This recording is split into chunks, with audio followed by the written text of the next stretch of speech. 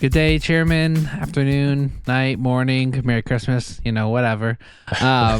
Wherever it is, whatever it is in your time zone. If you're in the future, hey, hope you got what you wanted for Christmas. Today is a fun topic that I think sometimes people, and I think you guys would agree, kind of get caught up in the hype of board builds and having professionals do their board builds because they see those Instagram worthy photos that just make them primarily generated by you, Brian. Those Instagram worthy photos are coming from you. I guess. And I was caught up in that kind of stuff back in the day with amps and stuff. So I think it's a great topic to talk about. When is the right time or like the appropriate time to have a professional do your board build, because there are a lot of cases and a lot of times I think we all get contacted about doing setups, and sometimes it's like, man, it's like, I will happily do this, but here are some more affordable routes for you, some easier routes, some quicker routes, and maybe you're also not in that stage to get a setup done. Do you guys have any initial thoughts before we kind of dive into the topic? You're pointing, Grant? I was pointing at Mason, trying for a smooth transition, and it backfired. I'm sorry, guys. So sorry, Grant. Because when we see each other on Zoom, it looks like you're just pointing straight ahead. I was thinking like you're like Robert De Niro and analyze just like you. And that's what I was kind of going for as well. You had a very Robert De Niro. Very De Niro-esque, I would say. Once we get Marty Scorsese to be the director of the chairman of the boards, we'll know we made it. Well, I'm sorry, Grant, that I dropped the baton on that that relay, but I'm going to pick it up and I'm going to finish out the race with dignity. I'm going to say, to speak to this topic a little bit. It is something that I think comes up a lot, and in sticking with the sort of relay race analogy, is that there's a lot of people that I think are actually really close to the finish line, but they kind of need a few extra resources to kind of get them there.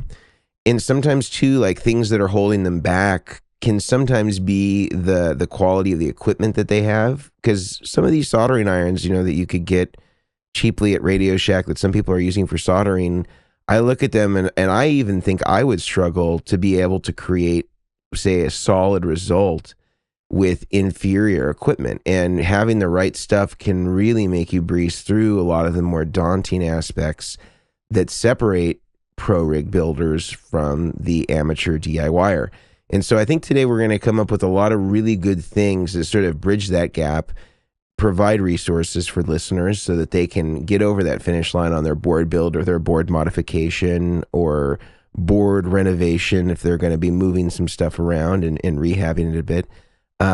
But I think that for most rigs, there if you didn't have the means to hire a professional, I think you could do it. I think that for a lot of people, they could do it if you're willing to invest in the right equipment. Grant, your thoughts, passing the baton seamlessly. Oh, unbelievable. Much better than my pass, I'll say that.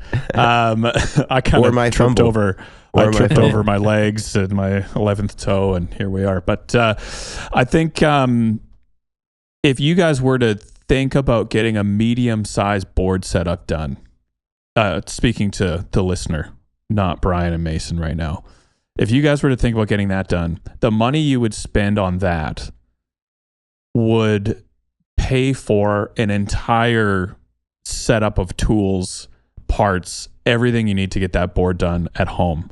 In the same kind of breath, though, I also think that some people just don't want to be bothered with that. They just want a working board. Price is not the biggest issue. It's just getting back to playing with a reliable, solid board. And so we're going to be talking to a whole range of different people. But if you're that type of person that's up for learning a new skill and you kind of like, learning and doing things yourself, I think we're going to be able to give you some really good info today on how to save you a ton of cash and also take more responsibility and ownership over your rig, which I am all about, because it's going to lead to much quicker troubleshooting down the road. You're going to understand what's in front of you when you're using it and how it's all interconnected. And so I think depending on how you like to approach your rig, I think today's actually going to be a pretty helpful episode. Yeah, no, I think that's great. I guess really my first question is Mason, are there really Radio Shacks near you still? Pardon me. No, I believe all Radio Shacks are out of business, is my understanding. But, there are people that have sort of an equivalency of, right. Radio Shack sort of had a graduated, quality of soldering irons, and some were just like a fixed temperature and didn't have much control and was just the pencil and it plugged straight into the wall. And there's other companies that make, their equivalent of that, but, just wanted to kind of throw that out there as there are many people that when I'm talking to them about the idea of soldering and they've expressed that they are so bad at it, they're maybe using soldering irons that you would see, I don't know, kids at a summer camp making stained glass windows, with. It's not like the one that you would use to solder guitar cables. And so sometimes it can be a function of a mismatch of the equipment. And then it feels like, well, God, this is so hard. And of course it's hard. Like if you're using a soldering pencil that's way oversized for the job and just doesn't, it's either like you're killing everything because you have a soldering iron that's way too powerful, or you can't get enough heat and it feels like you're holding the soldering iron there forever and you're destroying the cable. So having the right gear, especially as it comes to the soldering iron and the actual solder, those things can make a huge difference and can be the kind of the determining factor between you feeling comfortable and not. Because once you start to get the hang of the temperature, I mean, it's pretty much, like, I don't know, coloring in a coloring book or something like that. You cover the right things with solder, you cover the right leads with the solder, and you put it all together, and it looks beautiful. It works great, and it doesn't take too long to get your sea legs, I don't think. Yeah. I remember starting out, and the Radio Shack was still around, and I would get like their 1/4-inch. They called them phone connectors. They like the pancake 1/4-inch plugs and stuff. They looked a lot like the Hosa plugs, just really, really, really thin, but kind of wide like the Switchcraft ones. But I remember getting those and getting. I can share a screen. If you'll disable, I'll share a screen of a soldering iron I actually had originally picked up. And I think when I wanted to build my own rig because I was so fascinated by it all, I kind of went the cheap route, which I learned pretty quickly with the soldering iron quality, that like the cheaper soldering iron was not always the better soldering iron, because some of these plugs, like, getting the heat up and then heating up the contact point and everything, sometimes it would take forever, or the point would not stick. And I think the term is cold solder joint. I think that's a term that is used a lot. I would have a lot of those, especially when I started out, and I could never understand why. And it was because of the solder iron. So like I think this was like one of the first ones. It was like $12. Like, don't get that. And those are awful. Do not get. If you're looking at this, do not. It's also like a fire hazard. You can see how it has like a little lift that you can set the pencil on. You accidentally set that on your, hopefully not on anything flammable. Your aerosol bottle of hairspray. Yeah, exactly. So like this kind of stuff, like and a big thing to remember too, first off, don't ever buy this. If you're listening and you're not watching, imagine like a very cheap soldering iron that doesn't have, any safety features or anything, and no temperature control. But I remember being like, oh well, I'm only gonna build it once so I can buy something cheap. 20, 30 rigs later, I'm still trying to use this thing and it's just not working, and trying to do XLRs and MIDI cables, because as guitarists, as we all know, like our rigs are always evolving and that kind of stuff, and they're always changing. And the connectors nowadays are changing. Like Boss doing their 200 series with the 1/8" headphone, the jack, the 1/8" ones, not 5-pin MIDI, not 1/4" MIDI. I literally have a board right here. That's a MD200, and like those connections are very small. And it's having like proper tools to be able to do that. So having stuff like having quality like soldering irons, and that's the thing is like investing if I can find my page, investing in just the quality. So I have a parts list we all have like a parts section of our pages, but like I have one that pulls up just like even like Amazon, like Weller, something like that's really affordable. That's you can adjust the temperature. This is the one that I've been using, and that's 25% off right now on Amazon. It's practically it's almost free. It's amazing. Like, and it's a great unit, and they come with all these different like these kits that even comes with it looks like flesh cut and solder and an extra end. Like there's all these different options, and the foam pads and everything. But yeah, I would say like that kind of stuff is really like what will be a big deal. But like with like knowing if you're ready to do a setup and stuff, it kind of comes down to like doing the research even on this kind of stuff, researching okay, if I'm gonna do the setup, I need to make sure I have these types of tools, not just like it's like buying a $12 soldering iron is like just duct taping all your connections inside. Like, it might break. It might not heat up enough. It might not heat up the solder. I had one where it didn't even melt the solder, and I was like, I don't understand why this is working or not working. But I'm curious of your guys' thoughts on like first let's start to kind of level this out. What's like a good first step of first kind of thought process in determining, if they can do it at, themselves, or if they should be investing in, one of us or, another person to do their rig for them. Mm-hmm. I think if you're the type of person that's already maybe, I hate to use this 7-letter word on the podcast, might be 8, solderless cables. If you're already using solderless cables and you really enjoy putting your board together, you change things out and you kind of enjoy that process of what's the best layout and how can I make this really, work well for me live. I think even just that, if you enjoy that process, you're probably a good candidate to use some reliable cables, some soldered cables, and actually start doing that yourself. And I think the barrier to entry is a lot lower than people might think. It's daunting at first, like I have to get a soldering iron, then I have to learn how to solder. What if I can't? What if it doesn't work? I've spent all this money and all this. But soldering, like Mason said, it's not that difficult. And by the end of your first board build, going back to the linking soldering to a coloring book, you feel like you've just completed your Sistine Chapel. Like you have finished this board. Like, look what I have done. I've got superpowers. You feel amazing at the end of your first board when it works.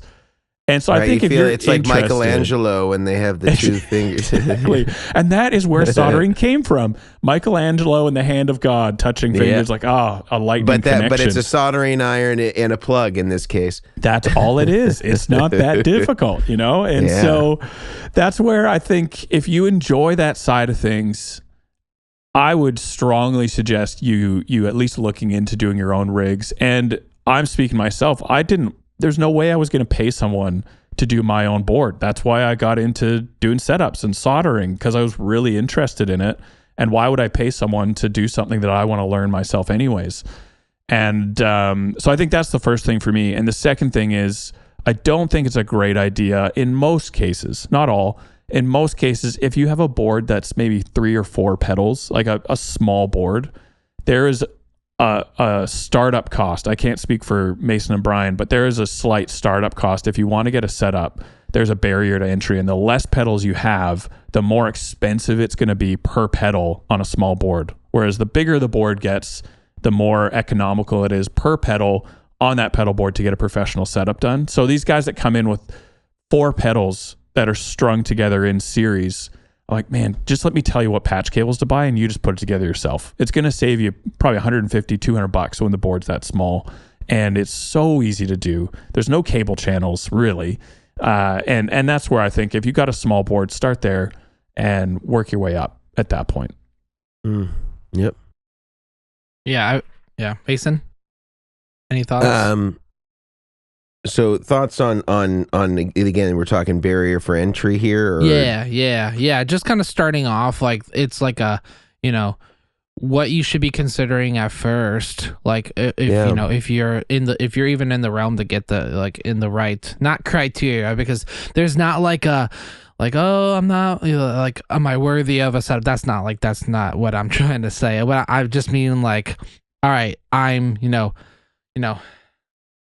like I have a perfectly good car, but I kind of want to get a motorcycle instead, like a crotch rocket or something. I don't know. Should I do it? And it's like, man, but that car works great. Man, you got that Ford Pinto. Like, it's fantastic. But should you buy a Kawasaki? Should you be buying one, or a Mazda Miata? Like you know what I'm saying? Like having something and knowing when it's the right time. All these car terms. I love it. I don't know, but man. It's just like a lot of brands. We're just scattering, reaching for car sponsorships here. Right, Kawasaki. I don't know. It's one of those, this Kawasaki's right. All these guys join the motorcycle club thinking that all the girls are going to like them. It turns out those motorcycle clubs are just full of a bunch of guys. A bunch of dudes. They got tricked. Yep. Yeah. But getting back to the cables and the DIY nature of this, I think similarly to what Grant said about sort of the simplicity of the rig. If you have, I'm going to say 5 or fewer pedals and everything is in series, there's nothing, you don't require any sort of presets. You don't require any sort of, effects loops, things like that. And even if you had effects loop with that few pedals, it probably wouldn't be a big deal. I think that you could very well just use products that are already in existence and be able to get something that's pretty neat. I also want to add something in that this is kind of a common thing that I see. There is, I think, often a collapsing of the idea that something looking neat and sounding good as needing to both be true at the same time. This is good. I like that you're talking about this. And the reality is that, obviously, Brian does beautiful work. Grant does beautiful work. Their pedal boards look astonishing. But when you're dealing with something simple, the difference between having some extra cable hanging out there or the DC cables not being perfectly routed into the pedals, like this is window dressing. It's not necessarily anything that's going to affect the tone. It's not anything that's going to affect the reliability necessarily. So I think that sometimes people think, well, I need to have it look like this. Otherwise, my pedal board is no longer reliable. And I think that maybe there's a threshold for where that could be true because it's difficult to troubleshoot if you have like a lot of crazy spaghetti going on underneath your pedal or your pedal board. But within reason, I don't think that those things are going to matter so much. And sometimes people get so hung up on how it looks that they don't just think about, well, does my board actually sound good, even though it may not look like something that Brian Omilion posted on Instagram. And the truth is that they don't generally need to look like that in order to sound good. So I think that that's one thing that people get caught up on. But before we go further into this conversation, and I have some great resources to share with you, by the way, I want to talk about 2 sponsors that make the podcast possible every single week. The first of which is our friends over at the Guitar Sanctuary. And as we always say, Brian loves the Guitar Sanctuary so much that he actually is decided to be there right now as we're recording this podcast. He is in the back room of the Guitar Sanctuary. So if you decide that you want to head over to McKinney, Texas, you can go and pay him a visit. But not only would you see Brian Omilion there, you would also see all of the amazing products that they sell over at the Guitar Sanctuary, including all sorts of boutique pedals, all sorts of boutique guitars, all sorts of boutique amplifiers, and great service. Highly recommend you check out the Guitar Sanctuary. You can view their inventory over on theguitarsanctuary.com and tell them the chairman sent you. Also, I want to talk about our friends over at Mono.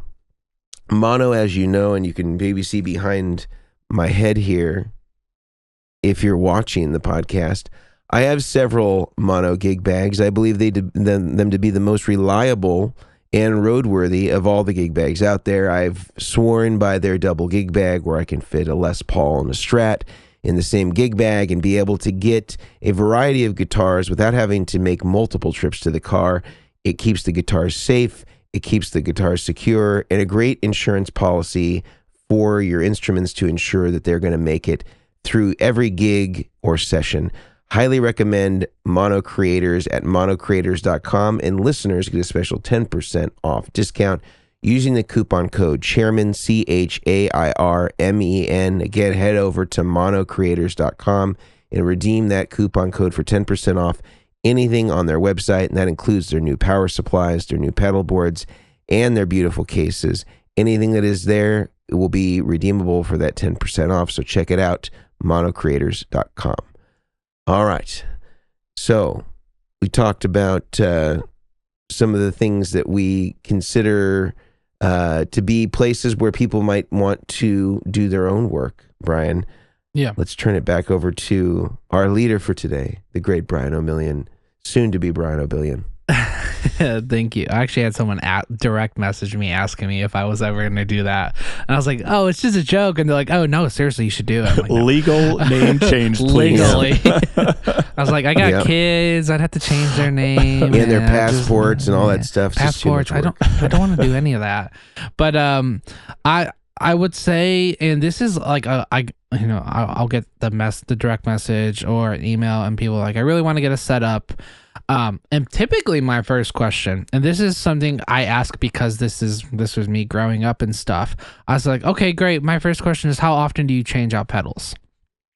Oh, I'm the guy that like every other weekend I'm kind of changing out my layouts. And I was that person. I always was changing the layout. The signal chain never changed. It was just the layout in which the pedals were, because I could never find something that I was super happy with. And I typically tell people, like, a lot of times, like, man, like, if you're having a hard time, like, if you're very undecisive about the layout, or because my mind is like this too, is just like aesthetically, like how it looks in my mind, in my brain, and like visualizing it, it doesn't matter to the person that is out watching the band play. You know, they're listening to the music, or they're at the concert, or at the church, or at the gig, or they're at the bar that they're drinking with their friends, or whatever you're gigging and stuff. Like, they're not, oh, I wonder what that man's layout is on his board. You know, it comes down to more of a musician thing. But I typically tell people, like, man, like, listen, if you like changing up your layout, this might not be a thing. If you like changing out pedals for different overdrives, we could work with that. You know, all the pedal slots have slack. That doesn't look like it, but there's slack. They're tucked under the pedal and stuff. But typically I'll just be like, man, listen, this is the process and everything. Once we have it all set up, it's not something you just want to rip apart. Because I had one guy who's like, yeah, I got it, I loved it for a couple months, but then I decided I wanted to put my volume all the way on the left side. Why? I just wanted to. And I was like, okay, well, is it that I do it wrong? Because if I did something wrong, I will more than happy swap it. No, it's just, I just decided I just wanted to do that. I'm like, okay, that's fine. It's your rig. It's your property. You can do whatever you want. But I think a lot of times you'll see more and more people, especially like full-time playing people, like, they don't want their rig, to be iffy. They want it to be working. They don't, I build rigs full-time, but I don't have any time to work on my own stuff, almost ever. Literally never do. I just rebuilt my analog PBC 10 board back up, and I'm like, fantastic. I'm never gonna touch it because I just don't have the time to do it. And that's how sometimes a lot of these people are like, man, I'm gigging 5-6 nights a week. Sometimes I don't have time in my day to completely change the layout just because, for kicks and giggles, that kind of stuff. So they'll go for they'll go for the flexibility and the reliability of the setup, but I mean, it kind of like, it also comes down to like having your core pedals, I think, too, because us changing out overdrives and stuff isn't a big deal. Like, that is not a big deal, but it's like, oh yeah, some nights I want to use a switcher, some nights I don't. Like, that is a massive difference in like you getting a setup or having your board built without a switcher and then deciding, yeah, I want a switcher. Like, that's why we all have done it, Grant. I know Grant has done it because we've talked about what is your order process. What do you ask people? It's like, oh, typically I ask them if they want a switcher, or we'll go through if they want this or what kind of routing. Like, we kind of future-proof stuff. So like, there's just a lot of different stuff to think about, I think, when it comes to this stuff. And investing in the stuff for that setup, if you're gonna do it or not. But yeah, I mean, I would say that's another big one, because if you're going to be the person that's always changing up the setup, just changing up the layout, this kind of stuff might not be for you. It's just, to be completely honest.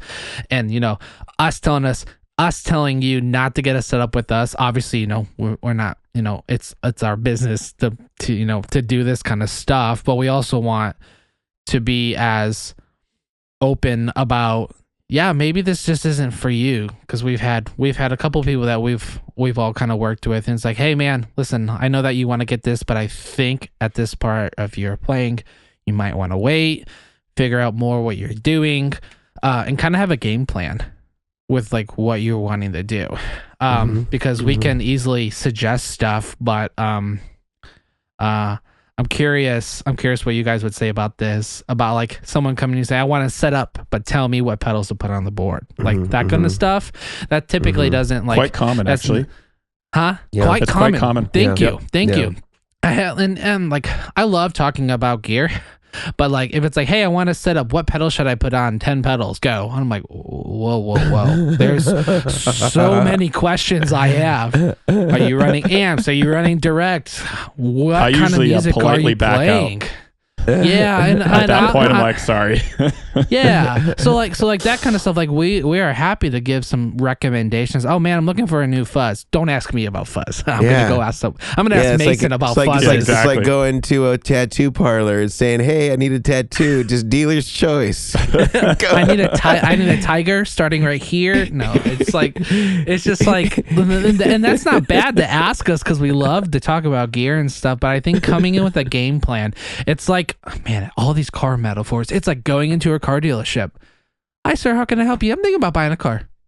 Okay, what kind of car? I don't know. Like, I kid you not. And this is mainly because, well, this happened because when I'm in the back, I play Gretsch guitars. I don't know all the crazy compound radius, all these crazy like known phrases for guitars. And a guy comes in and he goes, I'm looking for a guitar. I said, great. We have a lot of them. And he goes, I'm looking for, I starts describing it. I was like, we got a lot of great 6 strings. And they're like, seriously? I'm like, I don't know. He's just saying he needs a guitar. And he was like, yeah, I don't know what I want. So like having a game plan, walking in, just saying, I want a car. What I want to set up. What kind of setup? Like, there's a lot of like little details. But yeah, it's quite common. I think as well. I think we've briefly touched on this in previous episodes, but I think it's worth repeating. When you, and please guys, disagree with me, as always, welcomed. I think when you are paying someone for a setup, the biggest thing you are paying for is their knowledge. I know it seems like with Brian, tons of knowledge on how to set up a board, signal chain, like all that. The knowledge is there, but it's easy to look at the final photo and like, I'm paying for a clean board. You are not paying for a clean board. You are paying for Brian's knowledge and past experience on what works on a pedal board and what doesn't. And then he finishes with the last 10% and puts it together for you. But you are paying to bypass a whole bunch of pain points that you will experience if you do it by yourself. That's my belief. I do not think you're paying for the Instagram photo. I think you are paying for experience and years of doing this over and over again. But that's not what it comes across as. And I think that's where there's an easy misunderstanding of what you're actually getting. So you're paying for the MIDI programming and set up the best way. You're paying for signal chain. You're paying for pedal recommendations. You're paying for layout, which I know is the easiest one to discount, but layout is massive, and getting a layout that's going to work for you. And so a lot of this stuff, if you're on the fence, you are not going to be able to get that experience by next week. But I think a really important thing is if you're like, yeah, I really want a great setup, but I don't have that experience. I'm kind of new to this. Then why don't you pay for a consult? And this is the board I want. This is the style I play. These are the pedals I've really gelled with, but I don't think I'm quite there yet on how to put it all together. Can I pay for an hour of your time and you tell me how to bypass these pain points, and then I'll cable it up myself? I think that is a really good next step for a lot of people that are kind of wanting to get into this area and maybe do it themselves. They change up their pedals a lot. They change their layout a lot. So maybe you're not a good candidate for a professional board build, but you are for being able to do it yourself. And once you do one or two of these consults, you'll start getting that experience of like, oh, that's why Brian told me to put the volume on the left side, because I just always do it with my left foot. That's what's more comfortable. And the switcher in the middle and like all this stuff, I think adds up, but it's very comparatively inexpensive to pay someone $120, $150, $200 for a 1 hour consult. It will save you hundreds, if not thousands of dollars in the coming year, just by doing that. And so that would be my kind of thoughts on that is like, what are you actually getting when you're paying for a professional setup? It is great to have a great looking board, but really it's the reliability, the experience and all that kind of comes before that. The unseen stuff is really what you're paying for. Yeah. Well, and like that's like editing. Like I do a lot of RJM editing stuff, and people are like, hey, I set up the whole board, I did all this stuff, I just need the editing, and they'll list out everything, and I'm like, okay, it will take 2 hours to do everything. Oh man, that's a lot of time to do that. And maybe it's the same for you guys. Typically, like whatever is quoted for even just a board build, sometimes just double that, and that's what it'll be for someone to learn how to program the controller or learn how to build the board. I'm not saying it's a bad thing, but yeah, it's like there's stuff. And I was talking with Stu G yesterday. We were talking about how to program a Chase Bliss pedal, and I have like 20 or 30 different manuals memorized in my brain of how to like change the MIDI programming and that kind of stuff. But like some people are like, oh man, I can't find it. It's like, oh, it's on page 11 or whatever. And it's just like the knowledge of us doing it every single day.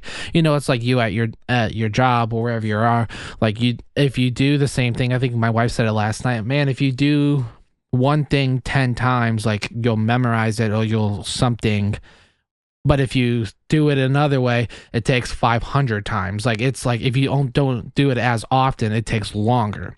So it's the same kind of stuff like this. It's like, man, if you're unsure, ask questions, and reach out, do a consultation, because a consultation, as Grant just said, will really save a lot of time, because there's a lot of times where we're like, we're all impatient and we go ahead and we just want to get the thing done and we jump ahead and then it ends up messing with us. But before we continue, I want to throw it over and pass the baton over to Mason.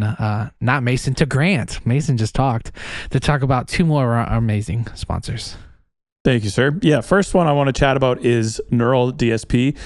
You guys have heard us talk about these guys for the last few weeks now, and you can actually go to Neural DSP and get their plugins, which are incredible. They have a whole range. They're always coming out with new plugins as well. And if you use the code Chairmen on checkout, you can get 30% off any plugin that is 90 days old or older. 90 days or older. It's probably better. Yeah, that's what I meant to say. So use the code Chairmen any of their plugins, 90 days or older, you get 30% off. This does not apply to any of their hardware, but keep an eye out on our future episodes as we kind of dive into this stuff even a little bit further. But check them out, and I think you'll be glad you did. The other sponsor I want to tell you guys about, my phone just recorded everything I just said, is Sweetwater Gear Exchange. So Sweetwater, everyone knows about Sweetwater. They are an incredible brand, incredible online store and service, but they also now have a kind of like a used gear exchange where you can sell your products, you can buy used gear, save a little bit of money. The really good thing about Sweetwater Gear Exchange, though, is that you can just say no thank you to all the fees that come along with selling used gear, which are only getting higher. They're only getting more expensive on other common platforms that you may be aware of, Reverb. And you can just say, give me my earnings on a Sweetwater gift card, and they will take all the fees associated off of that sale that you just made. So check out sweetwater.com/used and buy some used gear, sell some used gear, and save more money as you do it. So that's it for me for our two incredible sponsors. I'll pass it back to you, Brian. Thank you. Yeah, we're so grateful for our sponsors and everything.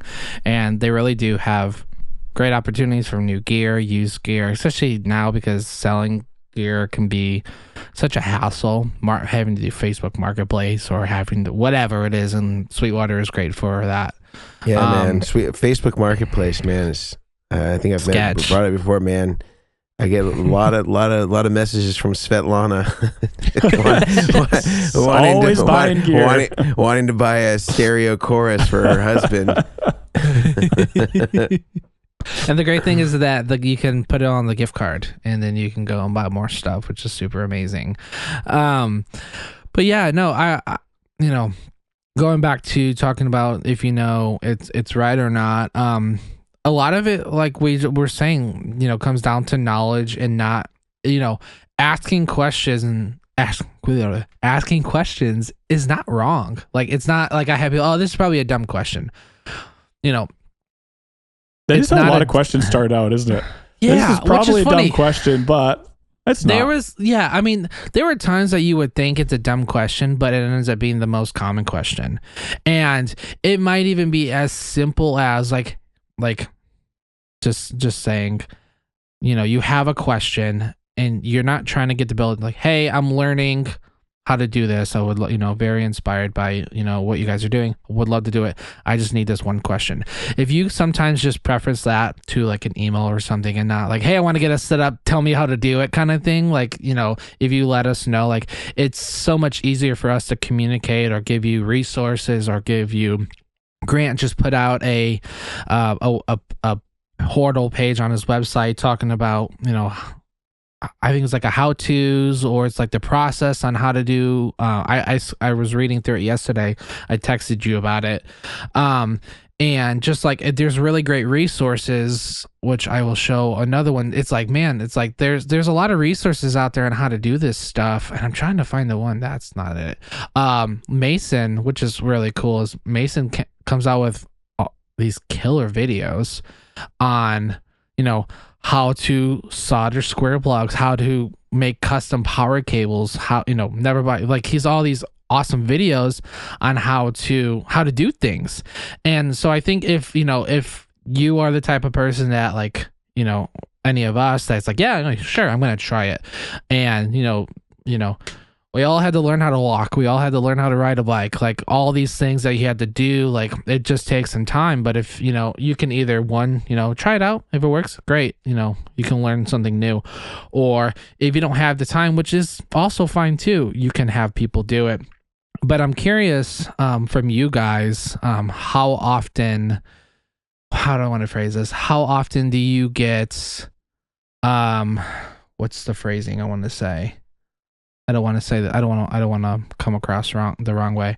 How often do you get people that just almost have no knowledge in like guitar effects, and they're looking for someone to kind of tell them everything? Like, hey, I'm new in the guitar. I really want to get us set up. what is my best like route to start with this kind of stuff? Like you guys, like your first questions you ask, because a lot of these guys, girls, gals, and they might not know what the things they should be thinking about when it comes to having, if they're even in the ballpark of getting a setup done. Like there's questions I ask people that they're like, wow, I never thought about that. So I'm curious from you guys, like, do you have a list of questions that you kind of like go through, or first thoughts like, hey, these are things to think about, and then we'll go from there? Mason?